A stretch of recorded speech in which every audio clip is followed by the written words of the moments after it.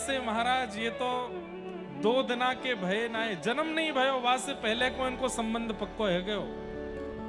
लेकिन ये प्रकट रूप में सब जगह सार्वजनिक कथाओं में विवाह का प्रसंग नहीं है, ये केवल रसिकों के लिए रखा गया। इसलिए कहीं कहीं गर्ग संहिता आदियों में भगवान के विवाह का किशोरी जी के साथ प्रसंग बताया गया। ये नित्य एक हैं, हमारे नित्य किशोर अजन्मा, बिहरत एक प्राण दो तन्मा। हमारी हरिदास परंपरा में कहते हैं कि प्रिया प्रियतम तो सदा सदा से एक हैं। ये कोई द्वापर में जन्म हुआ उसके बाद से इनकी प्रसिद्धि नहीं। गोलोक धाम नित्य है और वहां नित्य गोलोक धाम में प्रिया प्रियतम नित्य विहार करते हैं, नित्य एक दूसरे के संग रहते हैं। और इस नित्य केली का अनुभव पहली बार इस द्वापर युग में ठाकुर जी ने कराया। नहीं तो ये नित्य केली केवल और केवल रसिकों के लिए और महादेव सरी के कुछ देवताओं के लिए थी बस। और कोई इस नित्य प्रिया प्रियतम की केली को देख नहीं सकता था।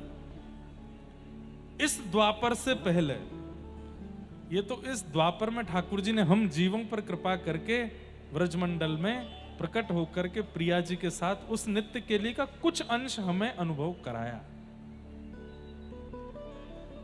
तो लाला 6 दिना के भय और पूतना नाम की राक्षसी आई। भगवान ने अपने नेत्रन पे हाथ धर लियो। क्यों? क्योंकि भैया पूतना रूप बदल करके आई। बहुत ध्यान से सुनिए सब लोग। अत्यंत सुंदरी बनकर के पूतना आई थी। ठाकुर जी ये बात कहना चाहे, भैया तुम जैसे मैंने बनाए हो वैसी ज्यादा रहे करो, ज्यादा अपने हृदय मन बुद्धि पर लीपा पोती मत करे करो। समझ में आई बात? जैसे हो वैसे मेरे सन्मुख आ जाओ। इसमें श्रृंगार का अभिप्राय नहीं है, हृदय का अभिप्राय है।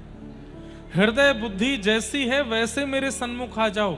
ज्यादा आडंबर करके पाखंड करके यदि मेरे सन्मुख आओगे तो मैं तुमको देखूंगा नहीं, अपनी आंख मूंद लूंगा, जैसे मैंने पूतना को नहीं देखा। ठाकुर जी के नेत्रों के अधिकारी बनिए। कथा क्या है? कथा भी एक श्रृंगार घर है। यहां पर आने वाले प्रत्येक श्रोता का श्रृंगार किया जाता है। और श्रृंगारी कौन है? हम श्रृंगारी हैं। और श्रृंगार की सामग्री क्या है? कथा, कीर्तन, भजन और उपदेश, ये हमारे पास सामग्री है। इन सामग्रियों से हम आप सबका श्रृंगार कर रहे हैं। लेकिन श्रृंगार में भी होता है ना कि जब कोई श्रृंगार कराता, नहीं ये हमको मत लगाना, नहीं ये हमको नहीं लगवाना। तो ऐसे ही यहां पर बैठे हुए श्रोता भी हैं, किसी भाव के प्रति उनकी भावना होती है, नहीं ये हमको नहीं चाहिए, हाँ ये वाला हमको चाहिए। तो जो श्रृंगार आपको प्रिय लगता आप करा लेते हो। श्रृंगार किस लिए किया कराया जाता है? किसी को रिझाने के लिए। पर यहां हो रहे श्रृंगार से केवल और केवल राधा रमण लाल ही रीझते हैं।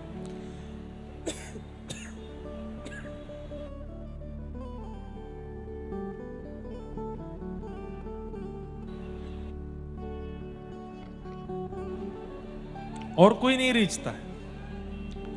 लेकिन कई लोग हैं वो श्रृंगार ही नहीं कराते। वो श्रृंगार घर में आकर के जैसे आए थे वैसे ही चले जाते हैं। तो फिर सब लोग टोकते हैं उनको, अरे भाई तू श्रृंगार घर में जाकर के भी अपना श्रृंगार करा के नहीं आया। तो यहां हजारों लोग आ रहे हैं पर सबका श्रृंगार नहीं हो रहा, किसी किसी का हो रहा है। जो अच्छा, श्रृंगार की भी एक विधा है, सीधे बैठो हिले डोलो मत, तो ही श्रृंगार बढ़िया होता है।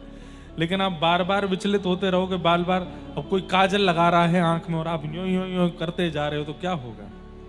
जगन्नाथ जी बन जाओगे, कारे कारे ऐसे आंख है जाएंगे। तो इसलिए कथा का प्रत्येक प्रसंग एक श्रृंगार है। और ये 7 दिन में 7 पेटियां खोल करके श्रृंगार किया जाता है। 7 दिन में जब आपका श्रृंगार युक्त हो जाता है तो 7 दिन बाद आप ठाकुर जी को अपने उस रूप से रिझाने लगते हो। रूप का नहीं होता है, अंतरंग रूप का होता है। उस अंतरंग रूप से अगर ठाकुर जी रीझ गए तो प्राप्त हो जाते हैं। पूतना राक्षसी है पर परम भक्त बनकर के आई है, परम दीन बनकर के आई है। ठाकुर जी को ये पाखंड बिल्कुल प्रिय नहीं। इसलिए भक्तों से हमारा निवेदन है, पाखंड से बचा कीजिए। पाखंड भक्ति के साथ आ जाता है कभी कभी जब लगता है कि लोग बाग हमसे इम्प्रेस हो रहे हैं, लोग बाग हमारी भक्ति हमारी भावना से खुश हो रहे हैं, तो हम फिर उसका आडंबर करने लगते हैं। हमको लगता है किसी ने कुछ ये जो फुसफुस चल रही है इसमें कुछ छिड़का है, सुगंधी तो आई लेकिन हमारे गले में पहुंच गई है। इसलिए बीच बीच में वो अवरोध जैसा हो रहा है। क्या बता रहा था मैं? हाँ, पूतना को भगवान ने नहीं देखा। पूतना को ना देखने का दूसरा कारण क्या है कि पूतना जब व्रजमंडल में आई तो जितने भी लोग कीर्तन कर रहे थे सब कीर्तन छोड़ के उसको देखने लग गए, इतनी सुंदर बन के आई। इसका मतलब हरि भजन परायण हरि भक्त परायण लोगों का जो ध्यान भंग करता है उसको ठाकुर जी नहीं देखते हैं। जो कथा से आपको विमुख कर रहा है, भजन से विमुख कर रहा है, भक्ति से विमुख कर रहा है, नाम जप से विमुख कर रहा है, उसको ठाकुर जी फिर देखते नहीं है। क्यों? तेरे कारण मेरे भक्तों का भजन छूट रहा है, तुझे मैं नहीं देखूंगा। दूसरा कारण पूतना को ना देखने का। यह बहुत बड़ा दुर्भाग्य है कि ठाकुर जी के इतने समीप जाकर के भी पूतना भगवान के नेत्रों की अधिकारिणी नहीं बन पाई। भगवान गोद में गए, उसके पयोधर का पान किया और जैसे ही उसके प्राणों को पीने लगे, प्राणी शमम रोष समन्वितो पिबति, यशोदा मैया कहीं बाहर चली गई थी, पीते पीते भगवान ने जैसे उसके प्राण पिए, विशाल रूप धारण कर लिया।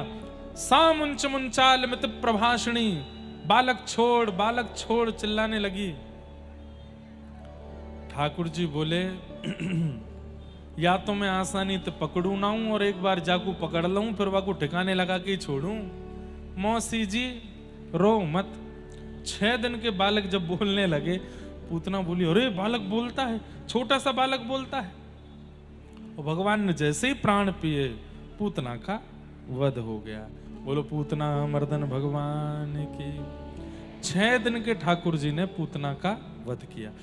एक बहुत सुंदर कारण हमारे पूज्य पिताजी बताते हैं कि ठाकुर जी ने नेत्र बंद करके महादेव को याद किया। क्यों?